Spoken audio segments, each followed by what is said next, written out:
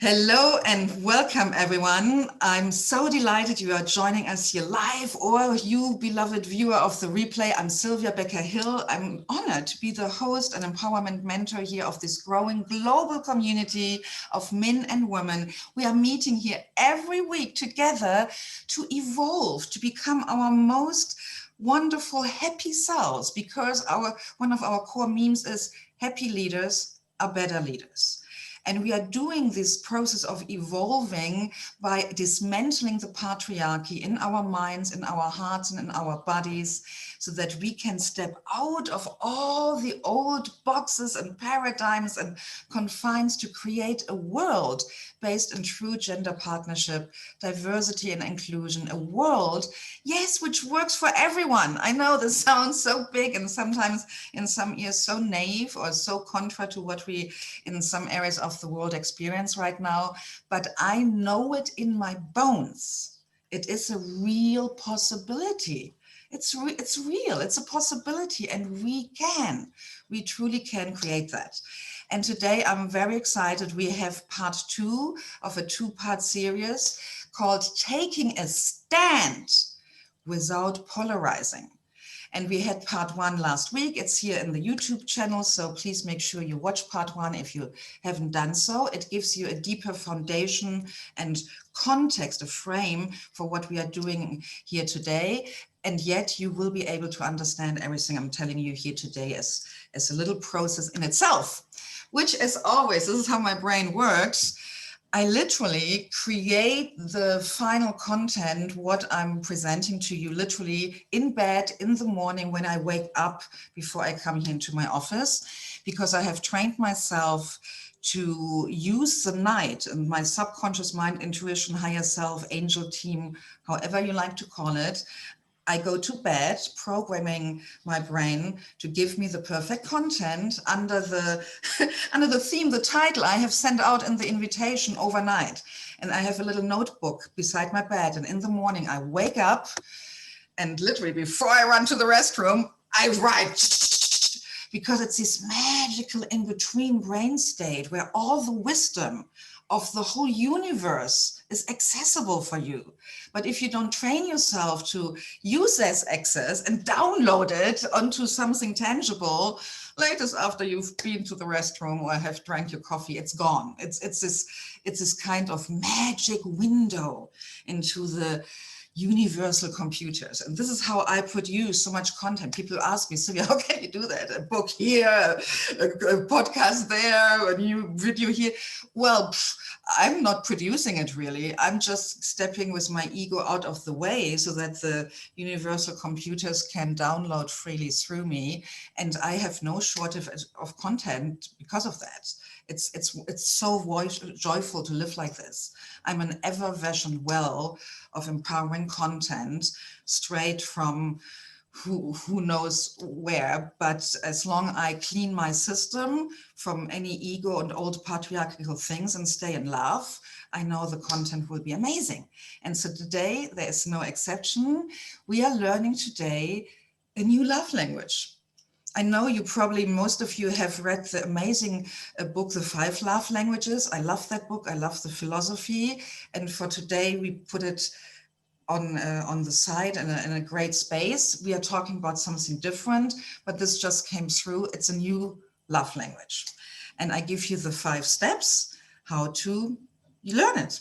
And it's more simple as you might think it is. Step number 1 for the new love language. And those of you who are in my community for some time, you know my memes. One core meme of the Juicy Life Leader Academy is inner alignment first, outer action second. And I need you to say it so that you say it out loud so you can sense it in your body so that you can choose if it resonates with you and you take it on or not. Please say it out loud, and you can even unmute yourself so we hear your voices. I repeat it and then we say it together. Inner alignment first, outer action second. And now on 3, we say it together. 1, 2, 3. Inner alignment first, outer action second. Ooh, and feel into your body. Ooh, I had lovely chills running up and down my back. This is a truth. This is so, it vibrates in my body. And we are trained in the hustling, bustling of the patriarchy to always go into action first. Action, action, action, action, action, massive action, hustling, bullying, pushing, throwing spaghettis at the walls, left, right, bottom, everywhere. And let's see what sticks. I can't celebrate my successes. I'm already throwing the next bunch of spaghettis at the wall. Celebration, busy, busy, busy, busy, busy. How are you? I'm busy. Oh, great. Me too. Oh, busy, busy. Let's be busy together. Shall we be busy? Yeah. There's no time for alignment in the noise of busyness. So the first step in the new love language, the word I chose 5 individual words to make it memorable. The first word is your state. In what state are you in? You have to be aware as a leader before you start talking. Are you in a triggered state, in a busy state? Are you in a state of something external, a problem, someone said something, some kind of trigger pushed your buttons? Are you in a triggered state? Or are you in a state of being source, of being deliberate, of being conscious?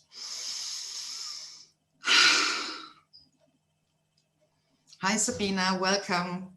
We are in the first step here of our new love language, learning to take a stand without polarizing.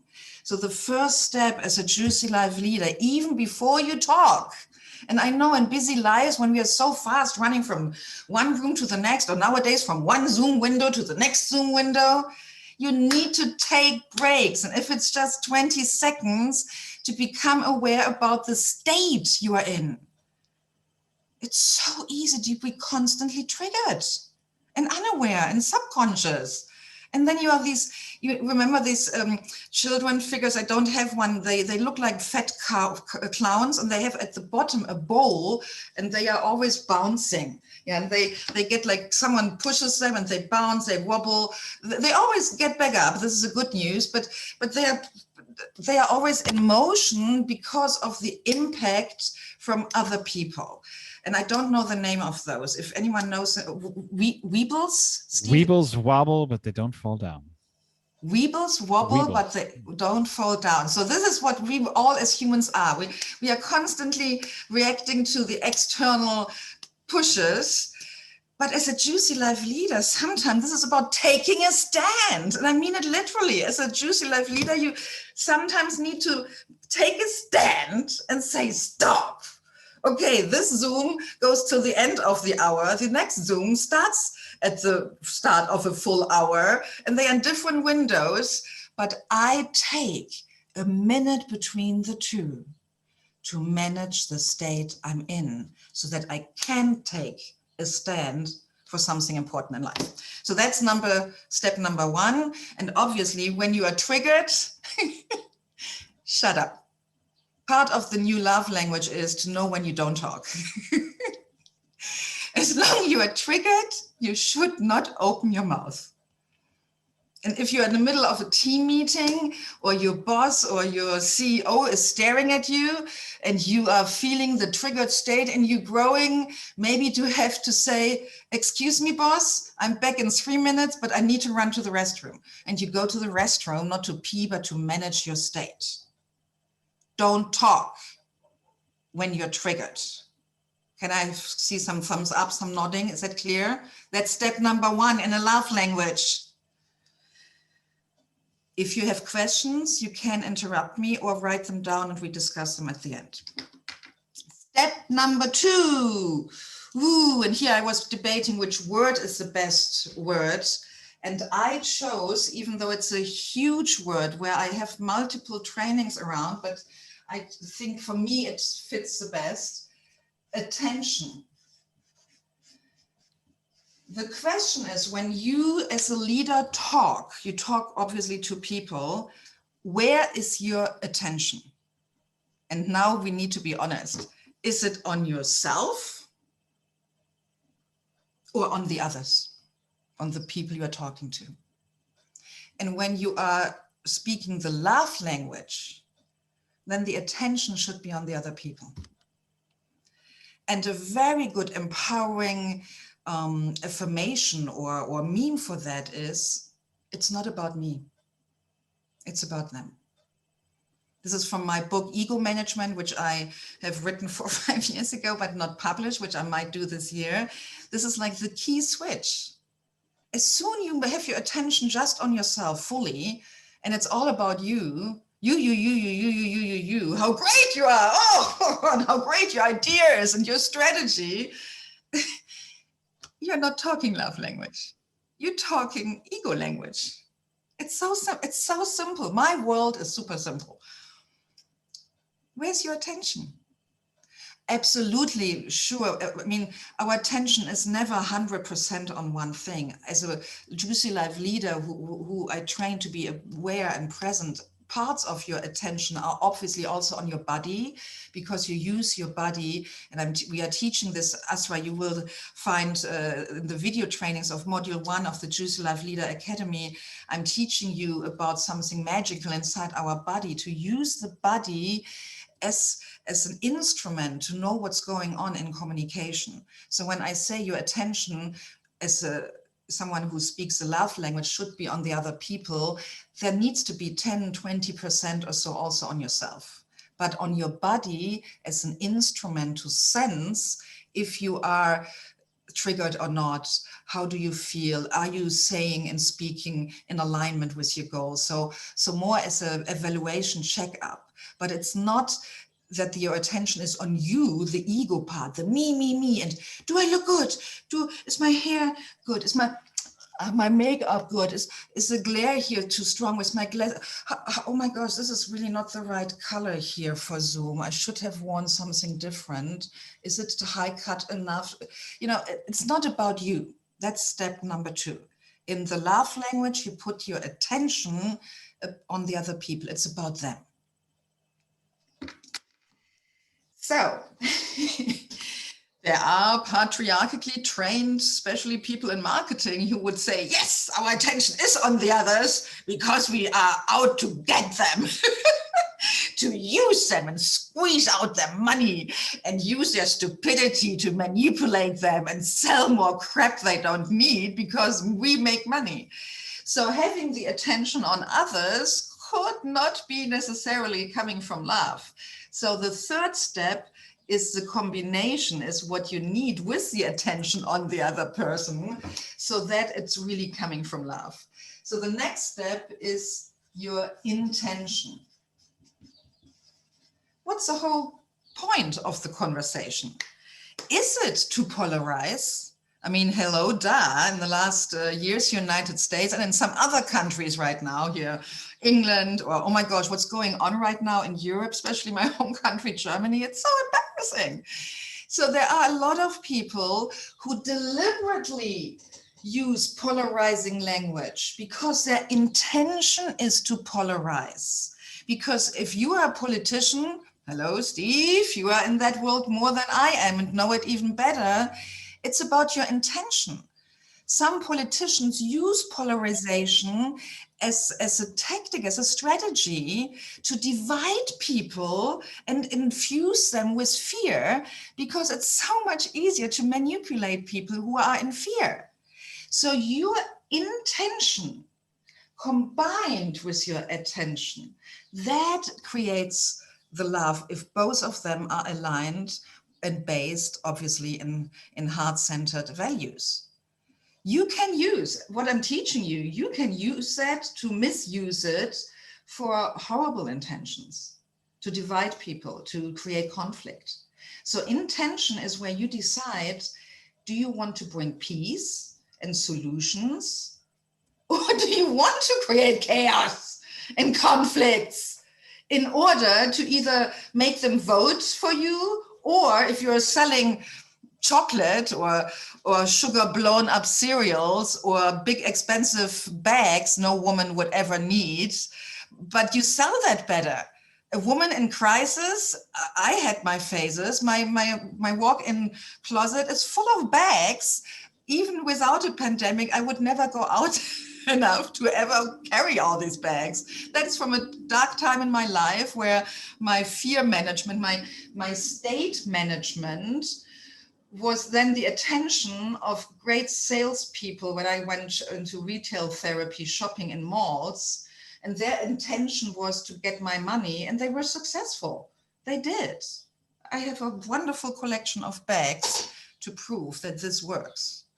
So here you decide who you want to be. Here you decide. So now we come into the steps I promised you last week. Last week I promised you today we talk about vocabulary, what's really the language, very practical. How do you speak in order not to polarize? So the next word is words. Which words do you choose to use? And given that English is not my mother language, this was a bit tricky. So I tried to do last night, late, tired in bed, a bit of research about polarizing language. Interestingly, everything which popped up was about, interesting for you, Steve, but I was not in a brain space to read it all. Long articles and research about the history of the growth of polarization in recent decades in the United States. And it's a big topic. I will not go into depth with it, but I want to quote one thing. I took a screenshot from an article from the Washington Post, and I have to take off my glasses here to be able to read it. And that's just a little side note because we are a global community, but I know, Steve, you will be interested in that. The result, so there's research where they look into the history over literally the last hundreds of years and what's going on with partisan language, with polarizing language in the United States. And yes, it's an example from the United States, but when I look into the world and especially what happened with England and also on the European Union level, we see examples everywhere. Or Brazil, the president of Brazil right now, it's a phenomena which I had now access to some research regarding the United States. I quote from the Washington Post, and I will put the link if anyone is interested later into the chat box. The results were striking. From the 1870s until roughly 1990, so around 30 years ago, partisanship was low and roughly constant, which means over time, the amount of partisanship, of polarizing language, etc., more or less over 120 years stayed more or less the same.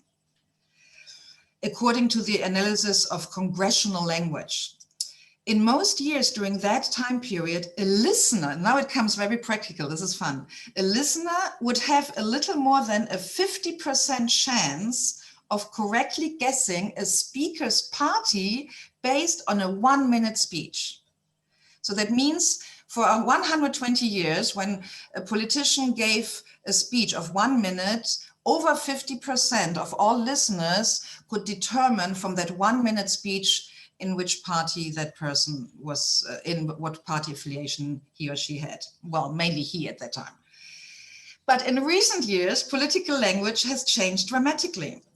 Beginning with the congressional election of 1994, partisanship turned sharply upward with the probability of guessing correctly based on a 1-minute speech climbing to 89% by the 110th session, which was 2007 to 2009. So from a just over 50% left or right decision-making from listeners in a minute speech to 83%, which means the language became more pointed. The language used became more polarizing. And the language used with politicians is always a symptom of something, sadly, which goes on in our culture, which we as mothers and fathers can see even with our children at school, how children talk with each other, or how our boys now, teenagers, 16 and 15, how they talk at the table in these, and we are coming now to words and some language patterns in these extremes.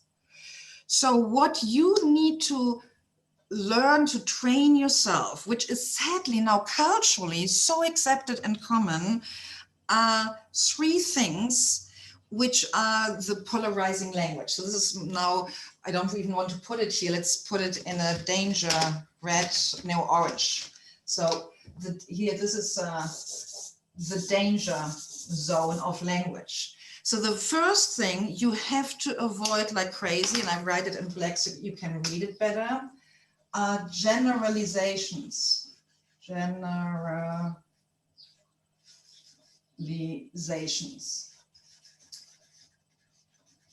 So generalizations are sentences like, all Mexicans are rapists. Oh no, feminists said all men are rapists. Oh, are all men, and especially Mexicans now, are rapists? Or all, here I heard that 2 weeks ago, all white women lie. Or all teenagers behave badly. Or all women are sluts. Or all women are less intelligent than men. So every time you use the word all for whatever, for whatever group of people, all men, all women, all black, all white, or Jews, or Christians, all, this short word, 3 letters, A-L-L, all. When you use that word, you are stepping into a language from hell, because it's always a lie. It's always a lie. Now I'm using again also generalization. Did you hear it? Yep. Always is another of those words. And I used it deliberately. When you use the word all plus something, most of the time, this is now different from always, most of the time it's a lie. For example, when I say the sentence, 1 second, Steve, all humans have to die. I think so far that's a generalization which is okay to make. Oh, something is happening. Hello, can you still hear me? Yeah. You're coming back in, but you were frozen. Okay, am I audible? Some of you are frozen, can you hear me? Quick internet check. Are you all back? Can you hear me? Can you wave? Now you're moving again. Okay, awesome. We are still here? Awesome. So I said, I think the sentence, all humans have to die, is currently still valid to say. That's a generalization I think is true. So there are generalizations based in physics which seem to be correct, or all human beings suffer under gravity and have to stay with their feet planted on planet Earth. Yeah, so sometimes the word all is okay. But if I say using the word all is always a lie, that would be a lie too, because there are exceptions, like the sentence, all humans have to die. So generalizations like all or always, these simple words are super powerful. And they are the language of polarization, and you should avoid them when you use the new love language. And now it becomes a bit tricky. I had people who tell me, well, Sylvia, you use a lot of soft words like maybe, eventually, or most, or mainly, but this is so soft. But we need to take a stand. We need to come across as strong leaders where people can rely on and know where we stand. So I'm not saying that the new love language in the practical ways is always easy. And yet, yes, I invite you to be very careful with so-called strong words, because the next thing beside generalization is, and this is what my teenage boys do in the moment extremely, is talking in absolutes. In absolutes. And now my brain is freezing right now. Who has an example of an absolute? Something where it's about these extremes, where when we judge people and we go to the extremes. For example, I think it was Bush after September 11th who said, you are either with us or against us. Is that correctly quoted? I hope. Mhm. Sentences like this is an absolute. You are either with us or against us. So I'm creating here an absolute, and I say it in a way that our brain hears it as if it is written into stone, as if there is no other option. Oh my gosh, no, it's this whole black and white dichotomy style thinking based on Aristotle. You are either with us or against us. There's no other choice. Vote, decide. We either say yes to this proposal to expand department XYZ, or we say no, but we have to make a choice now because time counts. And we are under attack from our competitor. And you are either for me, the current CEO, or you are for your dismantlation of the whole company, losing your job. You are either with me or with your own unemployment. These are absolutes. And 0 or 1. sorry, Chuya? 0 or 1. Yes. Black and white, no grays. Yes, no grays, no pinks, no blues, no greens, no rainbow colors, black and white. Yeah.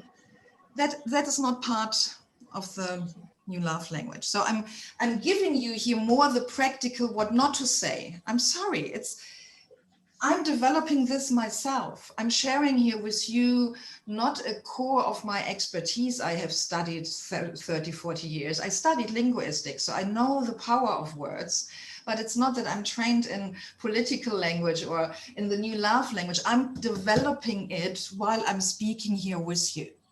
So in the moment, I'm way more clear what we have to avoid and use as sparingly, what's the English word, as little as possible, are generalizations, absolutes. And the third thing, which is an absolute can also be an individual thing where you make something completely extreme. This is the only solution possible. This is the only way forward.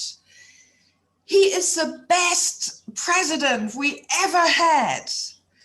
She is the only congresswoman who can pull us out of the shit. So absolutes can be one thing. And so a form of that, what we talked before, the black and white, is the extreme contrasts. So the extreme contrasts. All these three things, extreme contrast, are what we talked about before, this black and white, you are for us or against us, you will live or die. I'm your surgeon. Here's my knife. And after the next 5 hours, you will be dead or alive, right? You should not talk like this if you are a surgeon to your patient. So all these three things are so powerful because they are aligned with some design patterns. I'm just realizing in this moment, they are aligned with some design principles of the human brain.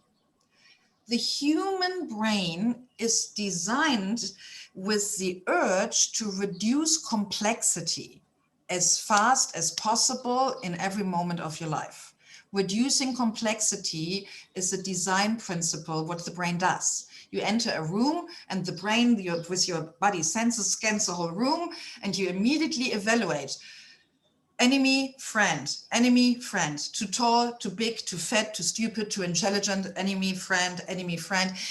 Your brain is constantly judging and evaluating every moment of your life, what's going on. The brain makes generalization, the brain makes absolutes, and the brain loves extreme contrast because it is less work to distinguish, okay, these 40 million people we put in the box X and these 30 million people in the box Y. So we have these two boxes and it doesn't matter if it's black and white or yellow and green. It just, the brain loves doing that. It loves create these simple, nice boxes to put the world in, to put us in, because it reduces overwhelm, it reduces anxieties. As weird as it sounds, for some people living in a polarized, fear-based world, it feels safer than any kind of intersectional, multicolored talk. What are you talking about? What, people can choose their gender? We not have any longer clarity about who is a man and who is a woman. There's a continuum. Are you fucking crazy? This is cuckoo making for a lot of people. They want a clear, easy world. Man, woman, boom, easy. I know what I am. I'm here or I'm here. And everyone who is not there or there, there's something off with them. They are dangerous. They are the dangerous people. So for the brain, out of evolutionary conditioning, the brain wants us to be in a simple black and white, using generalization, absolutes, extreme contrast world. This is why I love neuroscience as a context for leadership development. For our evolution as leaders to become juicy life leaders, we have to understand how our brain works so that we can train ourselves and it to override certain tendencies, and simplifying the world into extreme contrasts is not healthy and not sustainable for our social fabric of our societies. It's dangerous, but the brain loves doing that. As leaders, we are the ones who take a stand to do things differently, to do things not just the easy brain way or the easy after so and so many hundreds of years cultural indoctrination way. As leaders, we are opening the doors to new worlds. We are the one on the edge of evolution. So this is the words we are avoiding. Words we have to train ourselves literally as a creative act are those who are, for example, instead of every time and always, you might say most of the time. So you find words which soften your stand without diluting it, without making it wishy-washy. And the fifth step to complete the love language, that's something a lot of people think their own language, what if it's love language or not, ends with when they spoke, when they let their words drop out of the mouth. No. There's this huge important step missing. The last step is listening. Listening or receiving, or both. Because when you as a leader speak, and you're so busy that you just speak, you speak to your team, and then you're already off. Got it? You wrote it down? Okay, I'm off to my next meeting. I have to meet an important client. And you are not listening. You're not receiving the feedback, how your words landed on the other side. Well, then you are not really speaking a love language. Then your attention is not on the other person. When in step 2, your attention is really on the other person, you want to know what lands. This is why at the end here, I always ask, hey, what do you take? What's important here for you? What did you learn today? What will you implement? This is why I cherish every comment under my YouTube videos or any reply to my emails, because I care about you, you. I'm not here publicly masturbating my content. I want to know what lands and what you do with it, because my attention is on you. It's not about me here. I didn't call this thing here the Sylvia Becker-Hill solo show. It's the community empowerment training. And the last step of every love language is to listen and to receive. So I'm done. I'm listening to you. What lands? What are your questions? What are your insights? What do you do with that, with the 5 steps? Can I make a comment? Sure, please, Shuya. Yeah.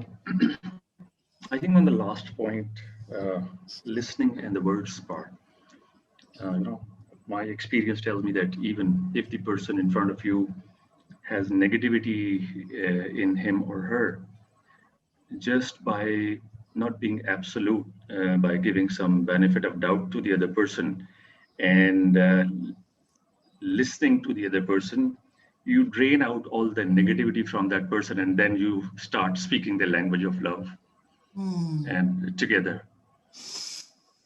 Beautiful. What do you think?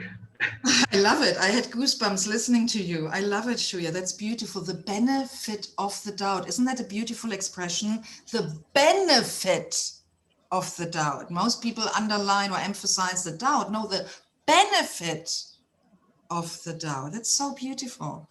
Totally. Yes, yes, yes, yes. And this is also something where I wish in schools or in the political public domain, Steve, politicians would train their constituents, I think is the word, to listen for the benefit of the doubt. Because sadly, when people are in fear, like right now with the pandemic, people are creating authoritarian leaders because they want them. When people are too much in fear, they want the bullying father figure where they can lean back and feel safe because the bully daddy will manage it all. We are creating them. We are not allowing them the benefit of the doubt, and we are not allowing them a language where there is doubt. I'm watching in the moment more and more often interviews with Biden, and I'm sorry now going here a bit in the focus of the United States. I'm pissed by about the American media and journalists, because the way they ask questions to politicians, they shape the space in which the politician can answer. And it is it's partially the responsibility of the media to educate now the masses, because most people are out of school as adults. They are not any longer in any communities where they learn. It's social media, magazines, it's news outlets. They are educating the masses. But in what way? They are educating them in a way through the questions that journalists are asking, to not allowing politicians to speak a language of love, always immediately hammering down on politicians and declaring them as, I don't know, allow an appropriate word to say here in public video, but they shame them as being weak when they use love language, and glorify the big bullies. So yes, Shuya, I love what you said. The benefit of the doubt. We as leaders need to allow ourselves the benefit of the doubt. I'm talking here to you about something where I don't have a solid expertise here today. This is not my expertise. Political language, non-polarization language. It's not my expertise. I have a lot of doubts. Sylvia, one more thing. Yes. One of my friends told me recently that one of the anti-polarization words where you can use the benefit of doubt are two magic words: what if?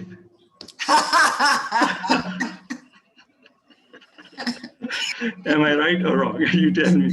Can we use it in this context or not? Absolutely. Thank you for the reminder. For those who didn't get the inside joke, the what if is part of here our community empowerment training, and it is from 2 or 3 weeks ago training. It's one of the trainings when you go to the YouTube channel with the highest viewership, because I had someone sending me yesterday an email. She watched it 8 times, the same training, the what if training, and it has changed her life. So absolutely, what if are definitely beautiful examples of the love language we were learning here together. Absolutely. That was April 20th session. April 20th? April 20th was what if. Perfect. So that was... Where you spoke of the benefit of the doubt. Now, I just added one more word that I heard you say, Sylvia, before that, is to enjoy the benefit of the doubt. Yes. Yes. Yes. Thank you. Thank you. You are listening to me, because I'm bad in multitasking. When I speak, I cannot consciously listen to what I'm saying. So I often don't know what I told you, and I'm not watching the replays just because of matter of time, and I don't like listening to myself. So I'm so grateful you all seem to like it, to do it. So thank you. Yes, totally. Yeah. What else? What do you do with this? What are your current challenges or opportunities to use a new love language? What will you take from today's one practical thing? For example, because Zoom calls are always back to back of either the full hour or the half hour. I hope you will train yourself and your team members. Why not start Zoom meetings 5 minutes after the full hour, or end Zoom minutes 5 minutes before the full hour, so everyone has time to manage their inner state? Or when you start team meetings, you start with managing the inner state, which sometimes we do here. Today I forgot because I was so exhausted and tired when I came on here. Monica experienced me, how I was straight fallen out of bed. Now I'm energized because I met you and talked to you. So what do you take as a practical? Yeah.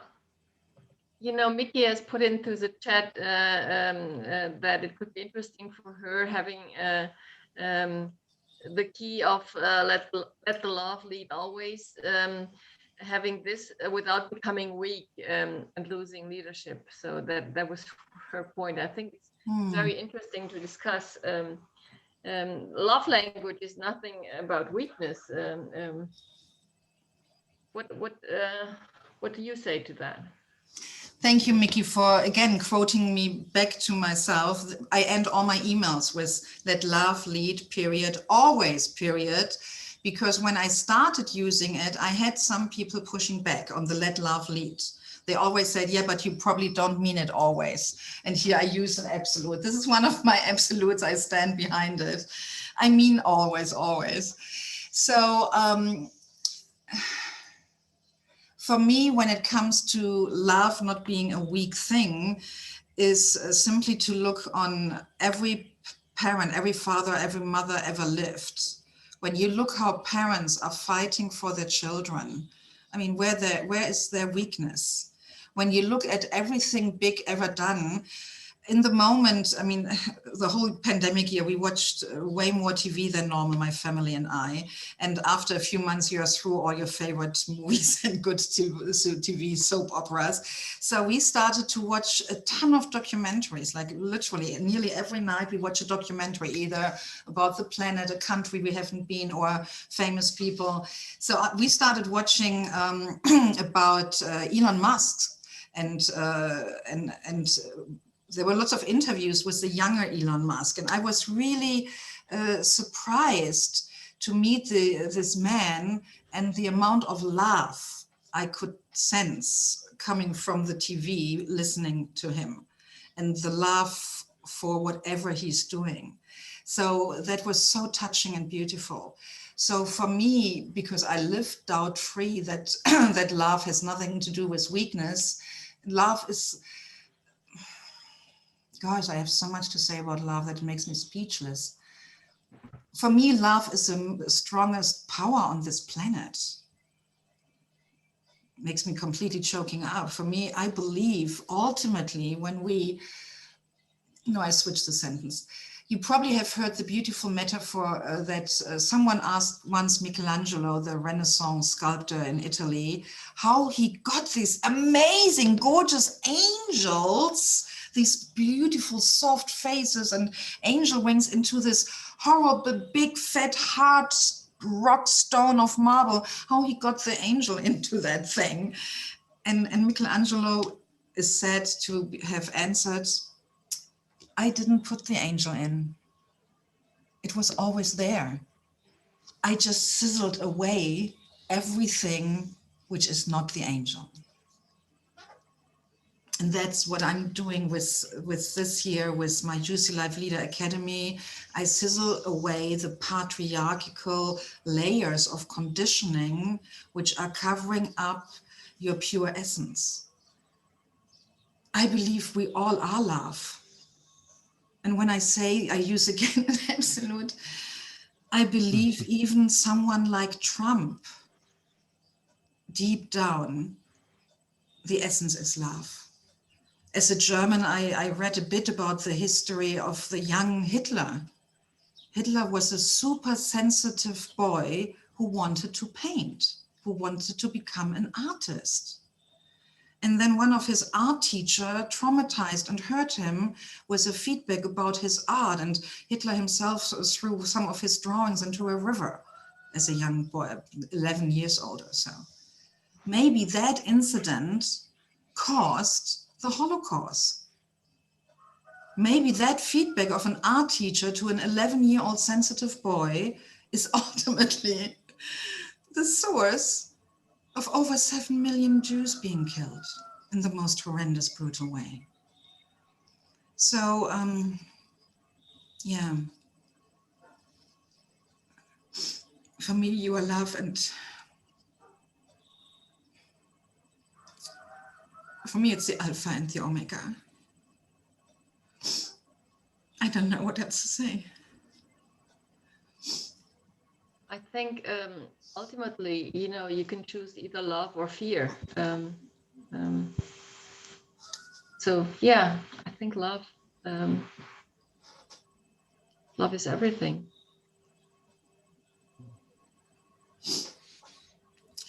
Yes, and it becomes so difficult, as you see now. I'm normally not shy of words. It's so hard to talk about it. Because when you say love is everything, Monica, I know it to be true.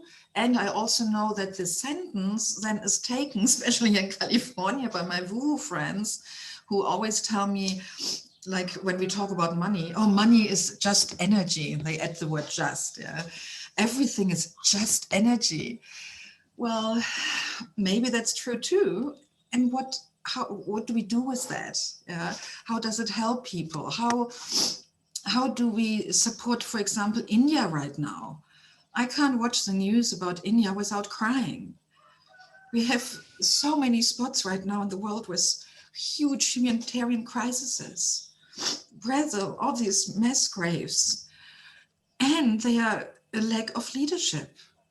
These mass graves are not necessary. The catastrophe in India was not necessary. They did well for a while. So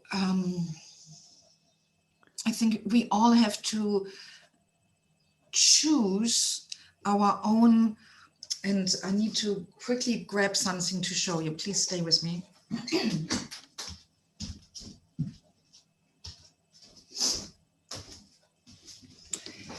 In spiritual woman circles around the earth or in artsy woman circles, we always like, there's a lot around the world, thousands different ones. We like to use the symbol of the red thread as a connection.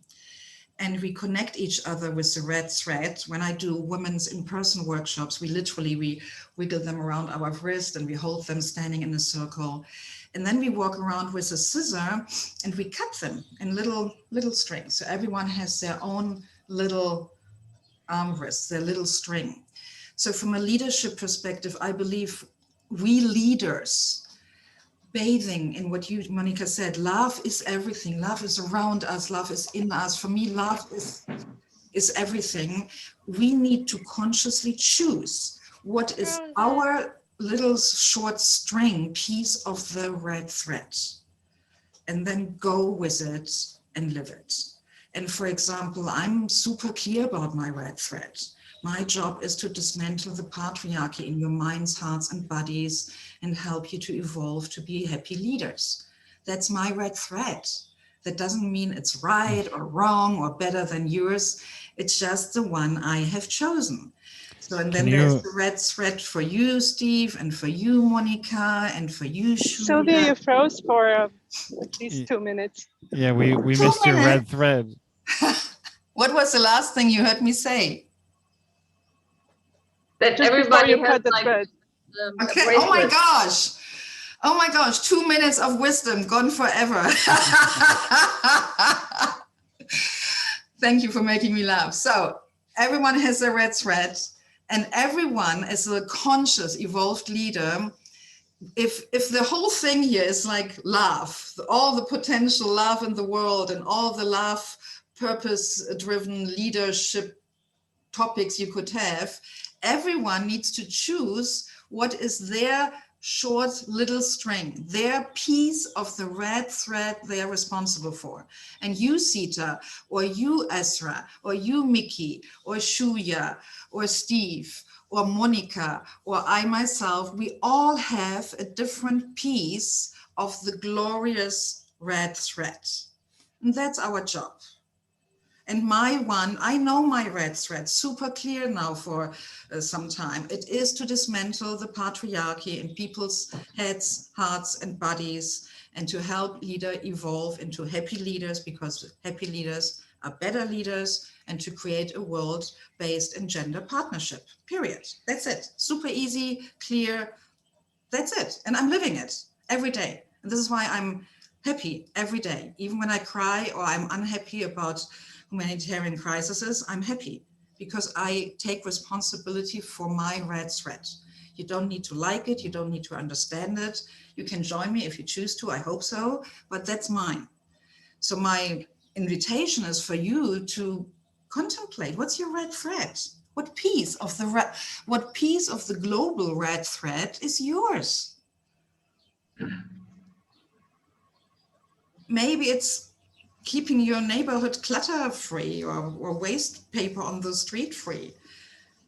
It doesn't need to be always world changing. It can be small. It can be helping your kids grow up into happy adults. Oh my gosh, what a job. I think it doesn't matter what it is and how big it is or small, as long you are consciously choosing it and living it, because that will make you happy. Because I think most people who are unhappy because they don't know it. They don't know who they are, and they are not living themselves. They live all the cultural, societal expectations on them. They have molded themselves into perfect beings according to society and have no clue who they are. And that's just sad. I'm exhausted. I'm taking the rest of today off, going into my art studio and reading beautiful love novels in my hammock, because I worked over the weekend and I need a day off. Thank you for joining me here today. I'm finishing officially the recording now for any afterthoughts. So, beloved viewer of the replay, thank you for showing up. Please leave comments below the video, and please help me with my channel to be seen by more people, and share specific episodes you really like. Don't just share this channel, share a specific episode with one sentence why you liked it to minimum 5 people. You have no idea how hard it is to compete with dancing squirrels on TikTok around the world for the attention of people. So please help me to get more viewers for my amazing trainings. Thank you. And that was it for today.